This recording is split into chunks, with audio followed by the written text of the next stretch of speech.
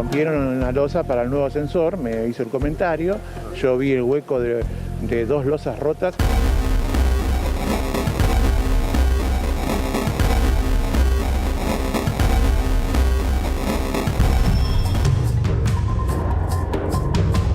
Pasa el tiempo y ahí abajo hay milagros, yo creo en Dios.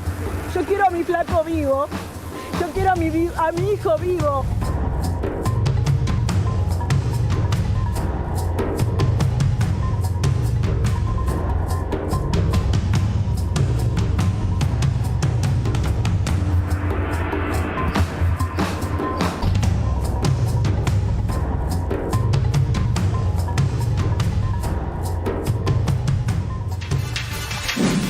El listado de los que paran no hace más que definir algo que ya sabemos.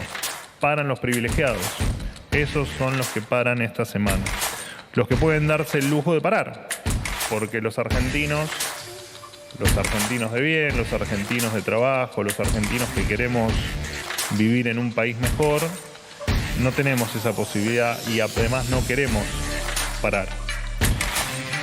Y además porque los privilegiados lo que están haciendo es con los paros y con este paro perjudicar efectivamente a los que quieren trabajar.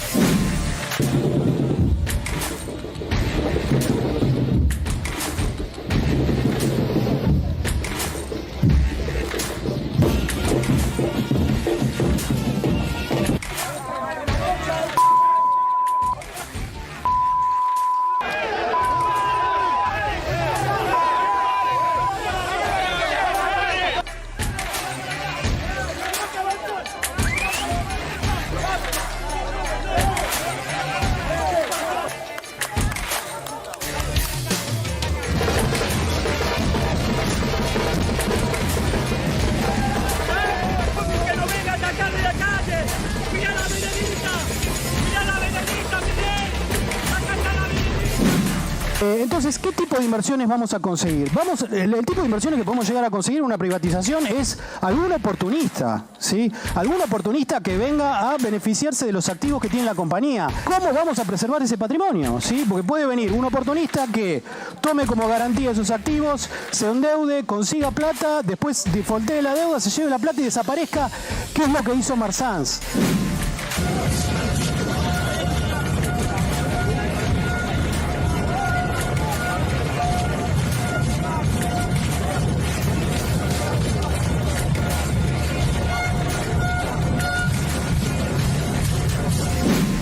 Con este paro perjudicar efectivamente a los que quieren trabajar, a los que votaron por una Argentina distinta precisamente para eliminar los privilegios de ellos, los privilegios de la casta, son los que votaron para bajar la inflación y son los que votaron con esperanza tener un futuro mucho mejor del que por supuesto venían teniendo, ¿no? Esas son las dos Argentinas que vemos hoy. Para tristeza de algunos pocos, la Argentina de los que trabajan va a ser la que prevalecerá, no la de los privilegiados.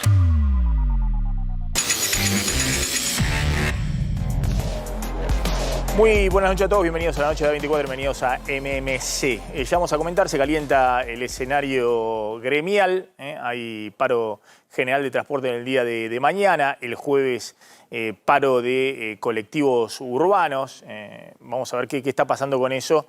Hay problemas gremiales, hay el enfrentamiento de algunos gremios con el gobierno nacional, está el tema de los subsidios y de las tarifas de colectivos en el área metropolitana, que siguen en tarifas en valores muy pero muy atrasados respecto al resto del país. En un ratito nos vamos a meter de lleno con ese tema.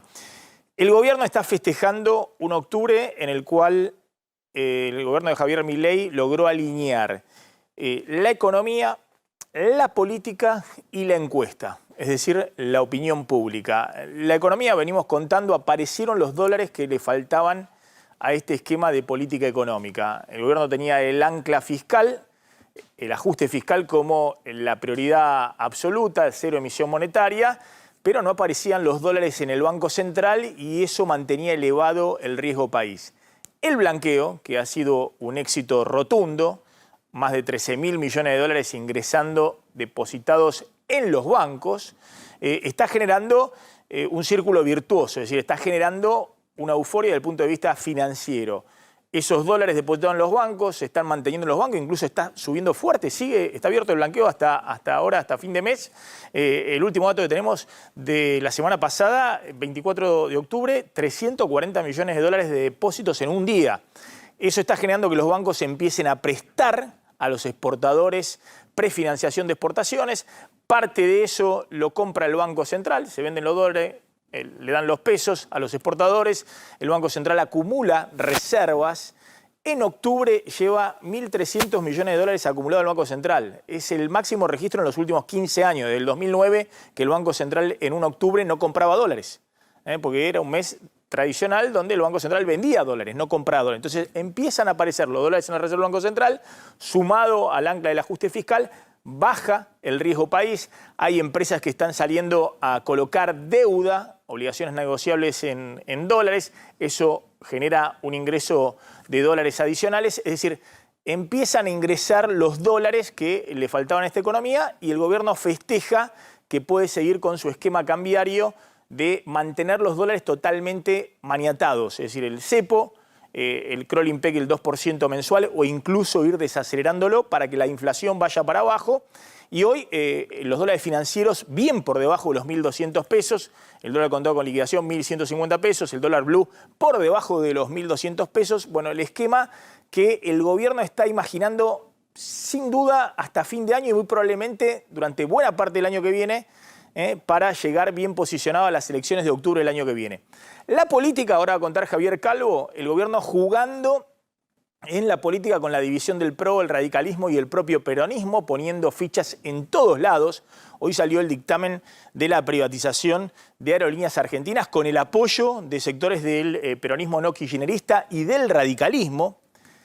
Y la opinión pública, la última encuesta de Aresco, de Federico Aurelio, que es la encuesta de cabecera del presidente Javier Milei, que había mostrado una caída desde julio, agosto, septiembre, que empezaba a preocupar en el gobierno en términos de aprobación de gestión. Y mostró una recuperación importante en octubre. Según la encuesta de Aresco, 6 puntos creció la evaluación positiva de la gestión del gobierno de Javier Milei en octubre, recupera el 52% de adhesión, tiene un 46,6, casi 47% de imagen negativa, pero la placa siguiente, ojo que estos números marcan por primera vez una recuperación importante respecto a lo que era la tendencia desde julio.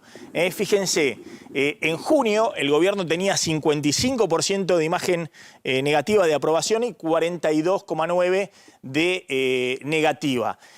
Julio empezó a crecer la negativa, 46, agosto siguió creciendo, 47, en septiembre llegó a casi 50 la negativa y se equiparó con la positiva que bajó de 55 a 49,6 y claro, todos estaban viendo a ver cómo sigue la tendencia, qué pasa en octubre y en octubre volvió a repuntar la aprobación de gestión al 52,5% y bajó el rechazo al 46%. Es decir, alivio para el gobierno también desde la encuesta. La placa siguiente, cuando uno ve incluso también las expectativas económicas, qué puede pasar por delante, de nuevo, venía una tendencia que preocupaba porque a partir de junio se dispara las expectativas negativas nuevamente. Julio, fíjense, fue a 49%, en agosto estuvo en 51%, 53% de expectativas desfavorables económicas en septiembre y cae a 48,8% en octubre, es decir, de nuevo, se cruzan las líneas y se alinean para el gobierno. ¿Por qué ocurrió esto? Según la encuesta de Aresco, que insisto, es la encuesta de cabecera de Milei, la placa siguiente, por favor, rápidamente, por motivos económicos, es decir, la evaluación es que todas las variables económicas empiezan a ser percibidas de una manera más positiva por la sociedad. Baja 9% la percepción de aumento de precios, sube 8 puntos la capacidad de compra del hogar, mejora 5 puntos la percepción de condiciones de empleo, mejora 6 puntos la evaluación de la situación económica familiar, mejora 5 puntos la expectativa favorable de las condiciones de empleo. Es decir, el gobierno octubre logró alinear algo que venían con mucha preocupación desalineado, que era la economía, la política, la negociación con el Congreso, con los gobernadores y sobre todo la encuesta, que recupera lo que había perdido en los últimos 3 meses. Me está llamando Alejandro Pola en el móvil, está en Villa Gesell. Alejandro, ¿qué tal? ¿Cómo estás? No. ¿La llevas? Llevamos para allá. No, por favor, te lo pido. Con todo respeto, vamos a llevarla a ella para que hable bien allá. Vamos a... Bien, en estos momentos está hablando la mamá de uno de los chicos desaparecidos, que ahí la van a correr. Lo que decía era que obviamente está muy mal, es una madre que no entra en sí. Su hijo en un momento ingresó, no salió, ahora hay un par de empujones para tratar de correrla, para llevarla para un lugar tranquila, para llevarla donde ella dice, y ahora va a dialogar con todos. Es algo, bueno, bastante desprolijo esta situación, y ahí va a expresar algunas palabras. Hace paso, Silvana, hazme caso, sentate en la silla, ven acá. Por favor, no me pongas el micrófono. Bien. Bueno, la señora la verdad, se la han tirado. Déjala, vamos a hablar con Maxi un segundito. No, déjala, digo, así no se puede trabajar, es muy difícil. Maxi, bueno, la señora iba a dialogar, la verdad es que, enfócame, digo. Alejandro, ¿es la mamá del... Alejandro, ¿es la mamá del chico que desapareció junto con su novia? Sí, es la mamá de ese chico que desapareció. De 25 años. Nahuel.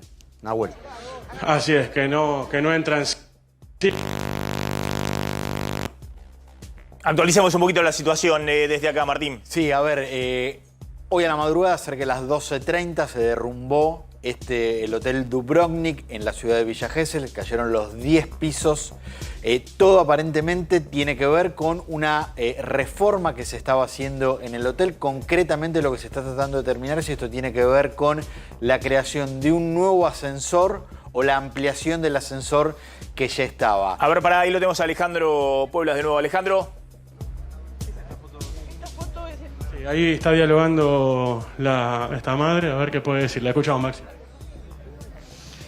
Mi Nahu vive acá con su tía desde hace 5 años. Él decidió vivir con su tía a raíz de una separación que tuvimos nuestra familia. Entonces mi hijo tenía derecho a elegir y se vino a vivir con su tía. Se quedó acá. Todo estaba bien hasta anoche. Mi hijo estaba en el muelle, porque nosotros pescamos en el muelle. Tenemos un muelle, nos gusta pescar. Y vino a las 11:30 y entró acá al hotel. Y luego de eso, de que él entró, al momento se derrumbó todo. Este hotel es de sus abuelos, lo construyeron sus abuelos. Mis hijos nacieron acá, tengo 5 hijos, soy mamá de 5 hijos, soy geselina hace 40 años. Yo lo único que deseo es que mi hijo salga con vida de ahí. Silvina, ¿le han dicho algo a la tarde en el marco del operativo, la búsqueda? En un momento se dijo que el dron había detectado, ¿no? El dron de ese de infrarrojo, el que detecta movimiento. Se dijo que habían detectado movimiento y nos hacían hacer silencio, tocaban el chifle y seguían buscando, entraban. Pero está muy difícil ahí, yo vi todo eso, cómo está caído. Está muy difícil ahí adentro. No hay que perder la esperanza, Silvina. No hay que perder la esperanza, por favor. No. ¿No pudo hablar con él ayer? No. ¿Cuándo fue la última vez que habló con él? Yo hace mucho que no veo a mi hijo. ¿Pudo hablar con el ministro? ¿O con alguien que se haya acercado acá? Le preguntan qué le dijo el ministro, si el ministro le dijo algo, a ver qué responde. Se acercó gente de la Secretaría de Seguridad de acá, de La Plata. Se acercó... Mucha gente me está sintiendo porque me sube, me baja la presión, me dieron una medicación. Quieren que coma y yo no quiero comer porque lo que menos pienso en este momento es en comer. Necesito que mi hijo salga de ahí. Yo sé que esto lleva tiempo.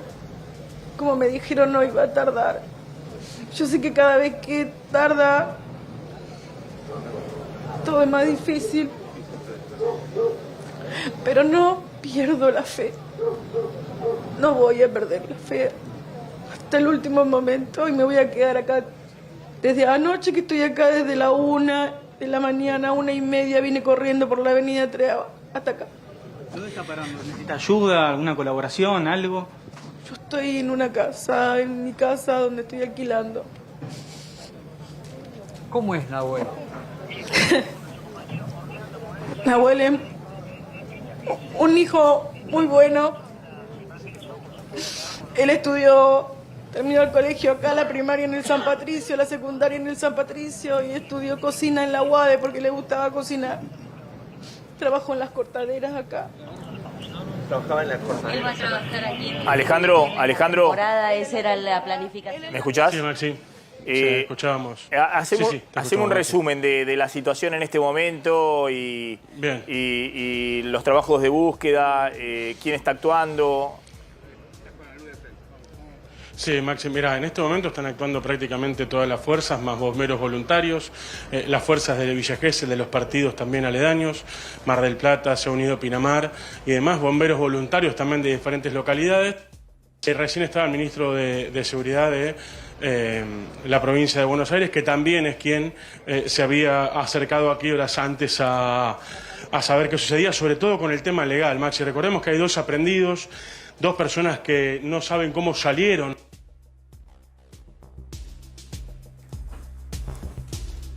Bueno, ahí vamos a retomar con Alejandro Pueblas. Seguimos, ya vamos a volver ahí a Villa Gesell. Se calienta el clima gremial y mañana hay un paro general de transportes, menos colectivos, que van a hacer paro el jueves. El jueves, exactamente. Te diría que ya empieza a notarse el inicio del paro general de transportes en las principales cabeceras ferroviarias de Buenos Aires. Constitución, 11, Retiro, porque ya empiezan a limitarse los servicios, teniendo en cuenta que a partir de las 0 horas ya no se mueve ni un solo tren, como no se va a mover ni camiones, ni transporte, ni vuelos, ni nada. Ahí tenemos un poco cuál es el panorama. Hay paro general de transporte, pero además se agregan otros gremios que también van a parar mañana, como ATE, que ya empezó a parar hoy, también mañana, Aduana, como parte de su plan de lucha por la disolución de la AFIP, la DGI, bueno, ahí tenemos el transporte que es de hoy, los colectivos jueves, si mañana no tiene éxito una reunión convocada por el gobierno, la Casa de la Moneda, que empezó también con sus vacaciones forzosas porque dejan de imprimir billetes de 1.000 y de 2.000. Y hace un rato nada más, movimientos sociales, movimientos piqueteros, UTEP, Polo Obrero, anunciaron que se van a sumar a este paro general de transporte de mañana con piquetes y cortes de calles en diferentes lugares del país. 500 cortes de calles. Y otros gremios que también se sumaron, los docentes en la provincia de Buenos Aires. En las escuelas bonaerenses mañana no va a haber clases, según el llamado de SUTEBA, el gremio de Rodolfo Baradel. Vamos a hablar con Luciano Fusaro, que es el presidente de la Asociación de Empresarios de Transporte Automotor. Gracias, Luciano, por venir, como siempre. A ver si podemos explicar, ustedes son los empresarios del autotransporte, de los colectivos, que van a hacer paro el jueves, la UTA, el gremio de los colectivos. ¿Qué está pasando ahí? Pues se mezclan varias cosas. El paro de mañana me parece tiene más un condimento de gremios que están confrontando con el gobierno por distintos motivos, ¿no? El tema de Aerolíneas Argentinas, el tema, bueno, ahí veíamos el tema Casa de la Moneda, despidos en distintos sectores del Estado, el tema trenes, también, donde el gobierno también quiere avanzar con privatizaciones y demás. El paro del jueves, el paro de colectivos, ¿qué hay detrás de eso? Sí, el paro del jueves es un conflicto netamente relacionado con la paritaria, mejor dicho, con la salarial. Falta. Es un tema salarial, sí. No tiene nada que ver con el paro de mañana. Nosotros venimos negociando con la UTA desde hace más de un mes y el problema que estamos teniendo para ponernos de acuerdo es la falta que tenemos de tarifa o de subsidios para hacer frente al pedido del gremio. Nosotros, además, recordemos que en el AMBA se cobra la tarifa más barata de la Argentina, que si bien aumentó un 600% en lo que va del año, esa quita fue para reducir subsidios. El ingreso compuesto de las empresas de colectivo es inferior en términos reales que hace un año. Es decir, la tarifa de tramo corto en el AMBA es 370 pesos. Ese es el boleto mínimo, exacto. El boleto mínimo. Sí. ¿Cuándo en Rosario cuánto cuesta? 1.200. ¿Y en Córdoba? 1.200 también. 1.200. Es decir, esa tarifa en relación a las principales ciudades, no sé, Mar del Plata, ¿cuánto está? 950. Sí, cerca de 1.000 pesos. Sí. Cerca de 1.000 pesos. Está muy atrasado eso. Ustedes como empresarios de los colectivos dicen, bueno, el gobierno nos tiene que garantizar o más subsidios o aumento de tarifa, claro, para poder negociar la paritaria, para poder negociar los aumentos de salario de los colectiveros. Claro, porque el salario es la mitad del costo del transporte y este es un sistema regulado. Estás obligado a prestar frecuencia, servicios, o sea, no podés regular tu actividad como si fuese un servicio no regulado ni fijar tu precio. Entonces, si no tenés ni tarifa ni subsidio, es muy difícil acordar una paritaria que te obliga los meses por delante cuando no sabes cuál va a ser tu nivel de tarifa, cuál es el nivel de subsidio. Por eso lo que le decimos a la UTA, mira, necesitamos más tiempo. Yo sé que obviamente ha pasado mucho tiempo, la paciencia se agota, el salario de los trabajadores ha perdido poder adquisitivo, pero también ¿Los las colectiveros empresas, cuánto tuvieron de aumento desde el principio de año, enero-septiembre, digamos? Estaban en 537.000 en diciembre y ahora están en 1.060.000, casi un 100%. Bueno, más o menos eso fue la inflación. Enero-septiembre fue 101% la inflación. Claro, lo que pasa es que ellos lo que dicen es que en diciembre perdieron mucho por la inflación, claro, el salto que pegó. Y el salto de la inflación de 25. Claro, pues si uno toma diciembre, 150% el aumento, claro, de precios desde diciembre. Exacto. Y el aumento salarial fue 100%. Exacto. Muy por atrás de la inflación. Ahora, ¿ellos qué dicen? Ellos lo que están pidiendo es 1.160.000 retroactivo a agosto, aumentos graduales hasta llegar a 1.322.000 en diciembre. ¿Ese es el colectivero que? ¿El colectivero cuántas horas? Un salario básico, un chofer que recién entra a trabajar, con 8 horas sin horas extras ni viático. Sería el básico. Ahora, ¿qué pasa? Eso, ¿de bolsillo? Y el bolsillo, si le agregamos las horas extras y los viáticos, estaríamos ahorrando algo más de 1 millón de pesos. Eso es lo que cobra de bolsillo un chofer. Que a ver, está en el borde de la canasta, digamos, básica de la pobreza. Hoy la familia tipo, matrimonio y 2 hijos, canasta de pobreza, está en 1 millón de pesos. Exacto. Entonces, nosotros, a ver, para hacer frente a eso... Y los colectiveros no estaban en la línea de pobreza, estaban arriba de la línea de pobreza. Siempre estaban un poquito arriba, sí. Ahora, nosotros para hacer frente a eso, si no lo cubrís con tarifa o con subsidio, no lo tenés los recursos. ¿Y cuál es nuestro panorama hacia adelante? Nosotros no sabemos si va a haber aumento de tarifa, cómo, cuándo y dónde. Lo mismo con los subsidios. Entonces, si nos comprometemos con el gremio, algo que después no podemos pagar, las empresas quedan obligadas con multa de todo tipo por incumplimiento de un convenio colectivo. Bueno, ahora quiero hablar de un poquito de eso. Pues mañana son los gremios con Moyano a la cabeza que están confrontando con el gobierno. Me da la impresión, la UTA, ¿quién está en la UTA hoy? Roberto Fernández. Sí, Roberto Fernández. Mirá. Roberto Fernández, que ha visto pasar tanto gobierno, va así, ¿no? No se va a poner nunca en la vereda de enfrente, se va a poner al costado y demás. No. Lo del jueves es otra cosa, digamos, donde están buscando alguna definición, porque el gobierno tiene que definir, porque el gobierno descongeló todas las tarifas, lo que sea, pero claro, ve muy sensible la situación en el Gran Buenos Aires y en el AMBA con la tarifa de colectivo. La gente está agobiada, llegan a subir el colectivo de 370 a 600, 700 pesos, cuando debiera ir a 1.000 pesos para alinearlo, ¿no? Y se genera una situación de máxima tensión. Entonces la pregunta es qué pasa ahí, porque me parece que el gobierno reconoce que el paro del jueves es un paro donde hay que definir. A ver, acá hay un juego de restricciones, porque digamos, no puedes pasar toda tarifa por lo que vos acabas de decir. Subsidios tampoco, porque hay que cuidar las cuentas públicas. Ahora, los trabajadores quieren aumento de tarifa, aumento de sueldo porque han perdido poder adquisitivo y la población perdió salario. Entonces, tenés que armar un rompecabezas que es muy difícil. Cuando acomodas una pieza se te desacomoda otra. Y en el medio está en juego la movilidad de 10 millones de personas en un sistema de 18.000 colectivos. Esa es la complejidad. Bueno, ahora quiero hablar de eso, porque el gobierno en muchas cosas dijo hay que cortar todos los subsidios y que aumenten todas las tarifas. Y lo hizo con los colectivos de todo el país. Menos el AMBA. Porque ve que en el AMBA la inflación es siempre y en todo lugar un fenómeno monetario, pero en el AMBA se generan problemas que van más allá de la economía. En realidad, Maxi, problemas políticos, problemas sociales. Lo que pasó es, por ejemplo, la parte de los subsidios de la ciudad se lo pasaron a la ciudad, que es una forma de recorte también. Después la provincia se hace cargo de sus subsidios y la nación lo único que está subsidiando hoy es las líneas que cruzan la General Paz y el Riachuelo. Después las otras ¿Y quién tiene que autorizar los aumentos? Hoy la Secretaría de Transporte de Nación, pero la autoridad de la provincia de Buenos Aires y de la ciudad de Buenos Aires también tienen competencia. Ahora me interesa, porque Nación dice, bueno, que aumente Macri o que aumente Kicillof. Y Macri y Kicillof dicen, no, tiene que autorizarlo el gobierno nacional. Es decir, nadie se quiere hacer cargo de qué pasa con el boleto de colectivo. Hay un dato que es impactante del transporte de colectivo, que es que cayeron los que se transportan en colectivo. Cayó fuertemente los que van en subte, ¿no? Pues el subte se fue a 750 pesos en la ciudad de Buenos Aires. Pero cayó incluso con la tarifa de 370 pesos, se multiplicó por 6, estaba en 60 pesos en noviembre pasado. Cayó la cantidad de gente transportada en colectivo. ¿Cuánto cayó? 7%. 7% que... ¿En el AMBA o en todo el país? No, eso sería AMBA si mirás enero-octubre de este año contra enero-octubre del año pasado. Ahora, cayó los que se transportan en subte, cayeron los que se transportan en colectivo. ¿Cómo va la gente al trabajo? Y la gente, obviamente, en el contexto actual de crítico, el que puede optar por caminar o andar en bicicleta lo hace.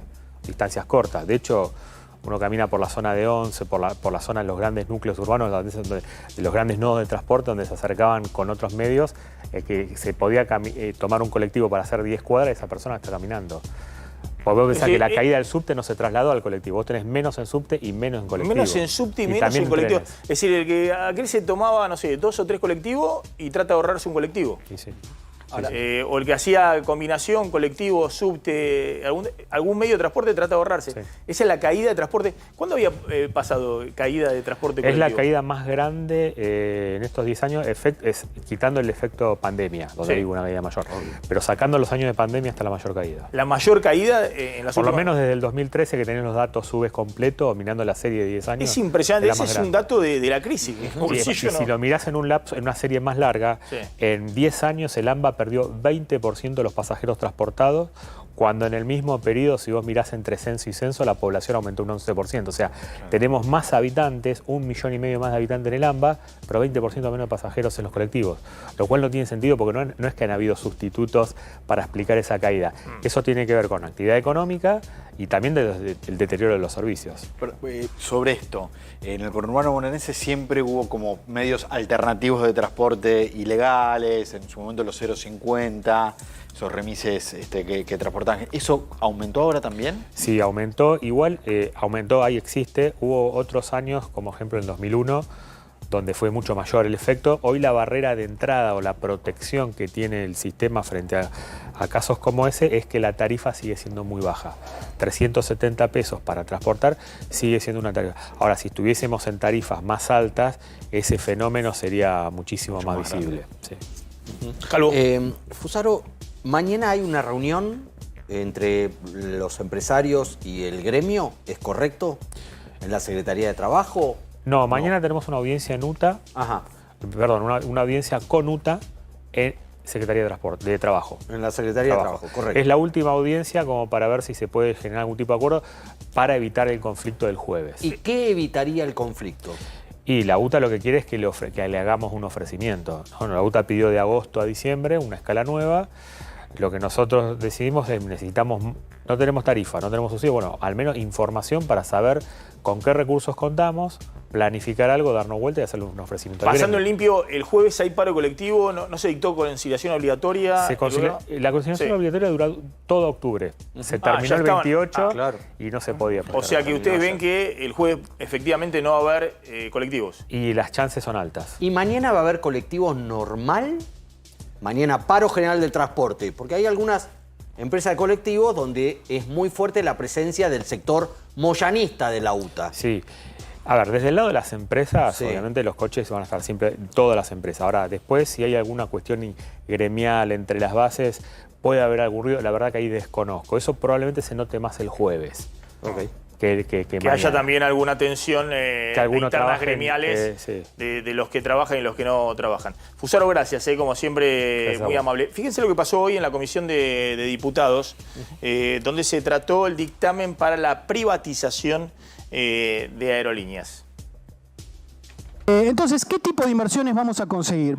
El tipo de inversiones que podemos llegar a conseguir en una privatización es algún oportunista, ¿sí? Algún oportunista que venga a beneficiarse de los activos que tiene la compañía. ¿Cómo vamos a preservar ese patrimonio? ¿Sí? Porque puede venir un oportunista que tome como garantía esos activos, se endeude, consiga plata, después defaultee la deuda, se lleve la plata y desaparezca.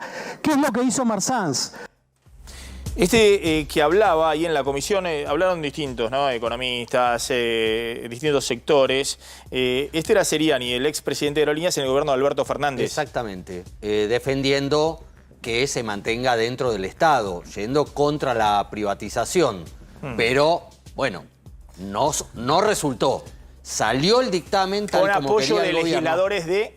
Con apoyo de legisladores, obviamente de La Libertad Avanza, del MID, de Oscar Sago, del PRO, lo previsible, del radicalismo, los famosos radicales que se quedaron con el sello oficial, quedándose cerca del gobierno, y también con un voto en la comisión de Paula Oliveto, de la coalición cívica, y un voto de una diputada de Marcelo Rego, el gobernador dialoguista de San Juan. Con eso consiguieron 35 votos y se convirtieron en el dictamen mayoritario, es decir, el primero que tiene que tratar la Cámara de Diputados. Unión por la Patria tuvo su propio dictamen, quedó en minoría con 34, a un voto de diferencia, que obviamente rechaza la privatización. Y hay un tercer dictamen, Unión por la Patria con la izquierda, hay un tercer dictamen del bloque de Pichetto que dice con los radicales Hoy que el se gobierno abrieron. ¿Tiene los votos para...? No tiene los votos. No tiene los votos. Por eso... ¿En diputados no tiene los votos? No tiene los votos en diputados. ¿Y en el Senado? Menos. Ah, por eso, la idea del gobierno era el expediente, el dictamen mayoritario esta semana y el jueves votar en el recinto, y levantaron el pie al senador. No, vamos a esperar a noviembre. Porque si con este éxito político que estamos teniendo, con este éxito económico, nos vamos a comer un cachetazo. Y va a tomarse este tiempo para, junto con las conversaciones del presupuesto, convencer a algunos diputados, a algunos gobernadores de los beneficios de privatizar aerolíneas. Mientras negocian el toma y daca de las obras públicas. Exacto, y del el dinero presupuesto para los 2025. gobernadores. Exacto. El gobernador de La Rioja pidió a la justicia que suspendan la elección interna del PJ, donde iba a enfrentar a Cristina. No solo reclamó que su lista cuenta con los avales y puede participar, sino que le pidió a la jueza electoral María Servini que por el momento suspenda las elecciones, porque no hay plazos, no hay urnas, no hay fondos, no están las condiciones dadas para en este momento hacer la elección. Así que el pedido, además de que Quintela, como contó ayer Jorge Lloma, que es uno de los apoderados de su lista, apeló la decisión de la Junta del partido de que su lista no pueda participar de las elecciones, además de plantear que sí puede participar de las elecciones, quiere que por el momento las elecciones no se hagan, que la jueza suspenda el comicio hasta tanto, a criterio de la lista Quintela, estén las condiciones dadas para hacer la elección. Y no, me tengo que sonreír. Y sí. Otra vez en manos de María Romilda Servini. Sí. Otra vez los partidos políticos en Argentina, en este caso el peronismo, dependiendo de la jueza más experimentada, voy a decirlo así, de Comodoro Pi. ¿Cuántos favores le deben, no, los partidos a hoy alguien Servini? la calificaba con esta presentación que va a recibir, que va a tener como San Perón. Hoy es San Perón.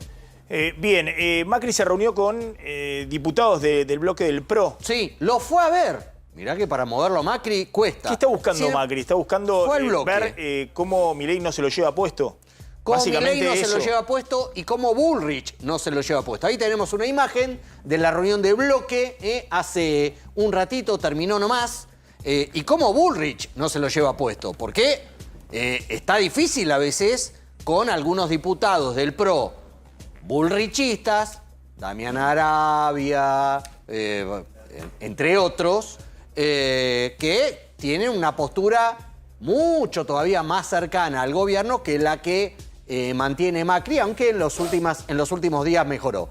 Discutieron, debatieron, conversaron sobre el tema del presupuesto, sobre la privatización de aerolíneas. El proyecto original para privatizar aerolíneas es de Hernán Lombardi, un diputado del PRO, no de La Libertad Avanza, y como dijo Martín Menem el otro día, bueno, se está armando este noviazgo con el PRO en la Cámara de Diputados. Vamos a ir a la tanda. Cuando volvamos vamos a hablar de algunos datos económicos, los datos de lo que está pasando con el blanqueo de los depósitos en dólares y también qué pasa con el nivel de actividad. Si efectivamente la economía tocó piso y puso primera. Tanda y volvemos. Decimos que el blanqueo sigue funcionando y siguen entrando dólares para depositarse en los bancos. Fíjense el dato de la progresión. si levantamos el graph se va a ver bien, ya son casi 13.000 millones de dólares acumulados, 13.000 millones de dólares. Y sobre todo, desde mediados de octubre, de nuevo, en verde, entran más de los que salen. Pues ya pueden salir los que depositaron en septiembre, hasta 100.000 dólares. Entonces, y fíjense los últimos días. La semana pasada, 24 de octubre, fue el jueves pasado, 340 millones de dólares en un día ingresaron. Entonces, eso es lo que está generando el círculo virtuoso para el gobierno del Banco Central acumulando reservas, la baja del riesgo país y la distensión del escenario financiero. En la economía real, también se ven que hay cada vez más verdes.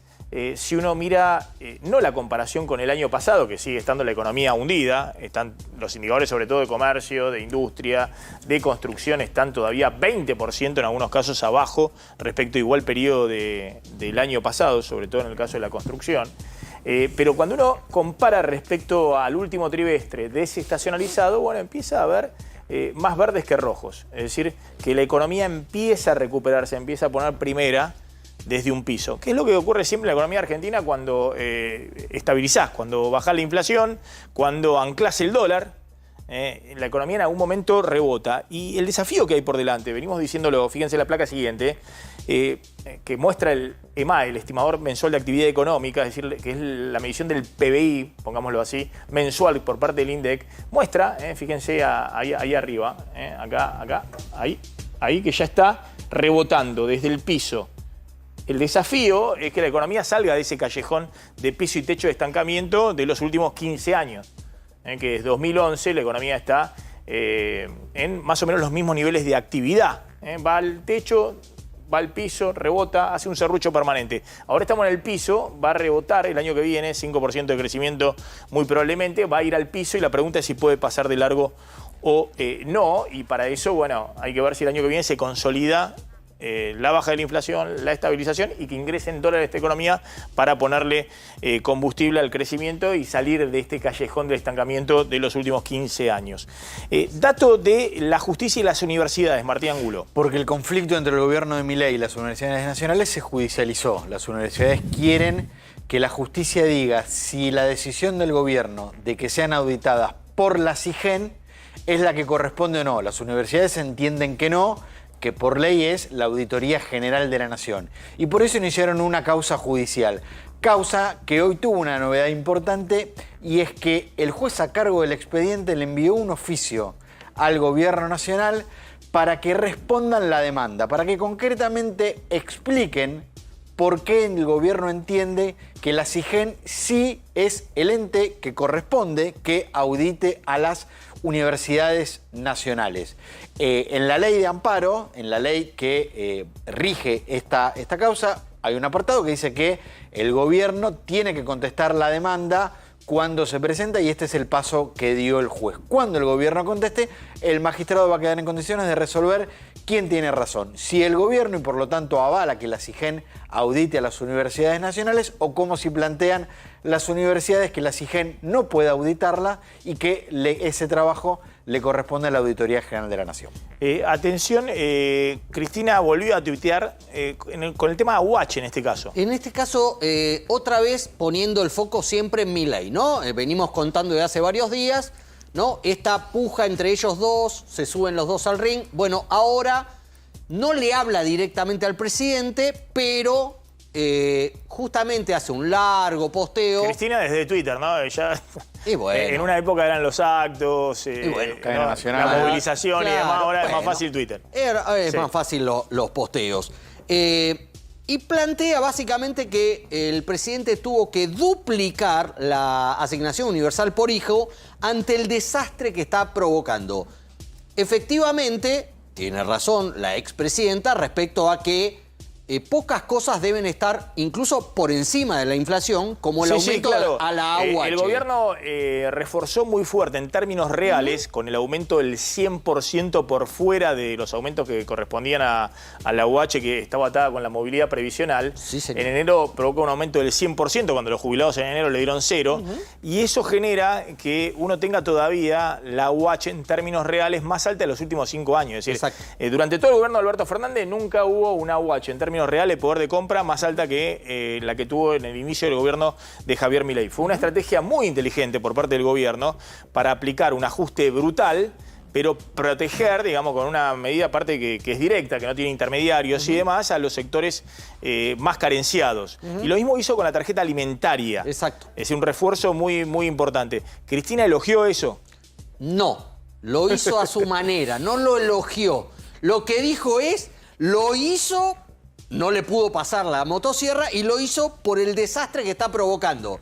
Es decir, no hay nada que venga bien al final, ¿no? No, porque, pero aparte es muy interesante, porque el gobierno, la verdad que con la política social, más allá de la inexperiencia de Petovelo y todo lo que quieras y demás, hay un reconocimiento de sectores del peronismo de decir, dio en el clavo. ¿Qué fue dar en el clavo? Duplicar la UH, fortalecer la tarjeta alimentaria, correr a todos los intermediarios y fundamentalmente mandar a la justicia a todos los intermediarios de los planes potenciar y demás. Y con eso despejó el espacio público, están licuándose los planes potenciar y todos esos, pero están reforzada la UH, que es el plan, si se quiere, más universal, más transparente que hay con la transferencia de ingresos PIANSES. Algunos dicen que para eso Milei hizo lo que un gobierno peronista no pudo hacer, que es el gobierno pasado. En el gobierno pasado, Juanchi Zabaleta y Tolosa Paz denunciaban al movimiento Evita, a Pérsico, a Beliboni y demás del manejo clientelar de los planes sociales. Los denunciaban con auditorías y demás, pero los tenían en el ministerio.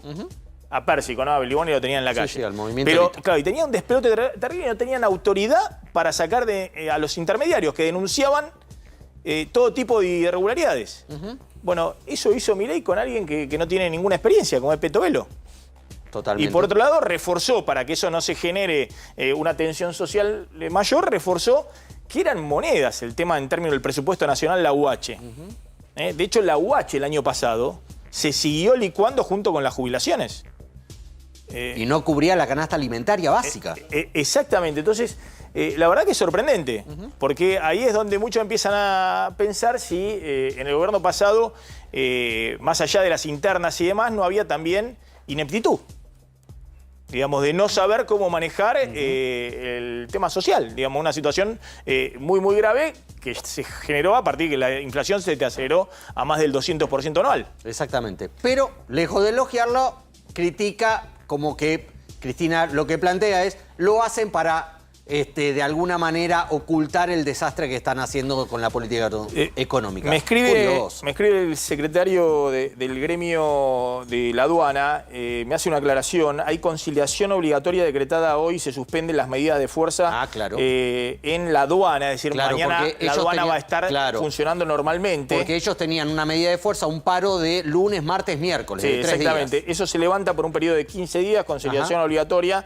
es decir, que el personal de aduana, ayer hubo, de hecho, porque estaban en la aduana, puertos y demás. Ahí las estamos viendo en Ezeiza. Pero personal de aduana por 15 días no se pliegan al paro de mañana y van a seguir funcionando, por lo menos por la conciliación obligatoria, durante 15 días normalmente. Mañana hay paro de transportes, dijimos de todos los medios de transporte. Todo lo que se mueva, menos colectivos. Los paros nacionales menos colectivos. Colectivos es el paro del conflicto camiones salarial el jueves. Camiones de basura también paran. Camiones de caudales. Ojo, quien mañana quiera ir al cajero automático a sacar plata al cajero automático fuera del horario bancario, que en una de esas no hay transporte de carga también. Claro. Y a esto se suma cortes, 500 cortes con asambleas y ollas populares en todo el país.